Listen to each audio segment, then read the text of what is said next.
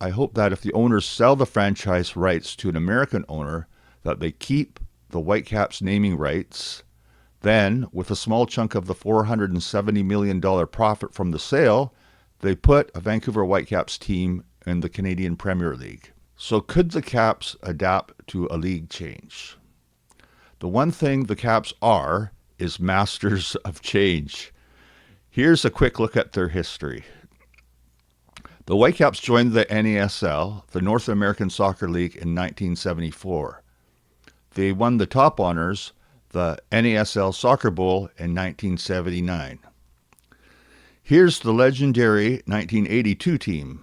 A young Peter Beardsley before he became a Newcastle United legend, the seasoned Peter Lorimer from Leeds, who were dominant in the 1970s. Then he went back to Leeds after the Caps and became a legend for his club too. 4 starting 11 members of the 1986 Canada World Cup team: Jerry Gray, goaltender Tino Lettieri, Bob Lenarduzzi, and Carl Valentine. Lenarduzzi and Valentine are still involved with the Whitecaps today. David Norman, father of David Norman Jr. on Vancouver FC in the CPL.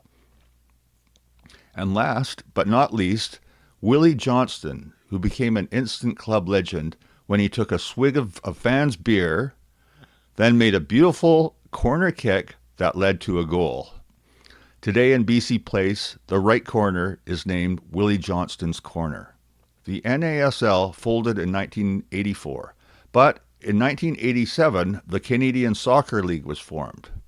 A core group of Caps players banded together with community supporters and entered the league.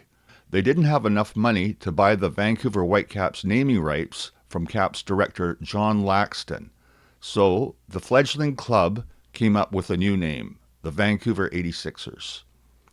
In 5 Canadian Soccer League seasons, the 86ers won all 5 regular season titles and 4 of the 5 playoff cups.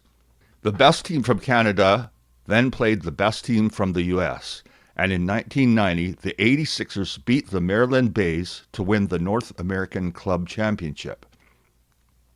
The CSL folded in 1992, and without missing a beat, the 86ers switched to the American Professional Soccer League, the APSL. In 1997, the APSL merged with the USL, the United Soccer League, to form the A-League. So that's their 4th league.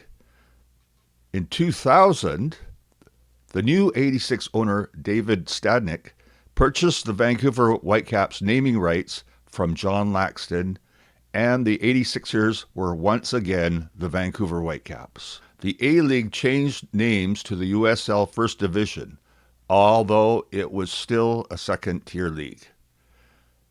The Whitecaps won the championship 2 of the 5 years, while neighbors and longtime rivals, Seattle Sounders, also won 2 years. And 1 year, the Montreal Impact beat the Caps in the final, which is weird because it was 2 Canadian teams in the finals of an American league. In 2009, Nike sold its shares in the league to New Rock Soccer Holdings, but the team owners didn't like how the league was run and were very skeptical of New Rock. So 12 teams decided to abandon the league and create a new league under a revamped old NASL banner. The United States Soccer Federation, that is the USSF, the governing body, blocked this move for a year in hopes the disputes could be sorted out. In the meantime, they created the USSF Division II League to salvage the season. That's the 6th league. Finally, the Whitecaps joined the MLS in 2011. That's League 7. So, as you can see, the Whitecaps are masters of surviving league changes. And if an American owner buys the franchise rights and moves the team to the States, I say continue the tradition, keep going, keep the Whitecaps name in Vancouver, put a team in the CPL, and ride the next wave. That would be league number 8. Never promoted, never relegated, 8 leagues. That must be your record. Okay, that's it. Ciao for now. Mon the Caps, and allez les Rouges.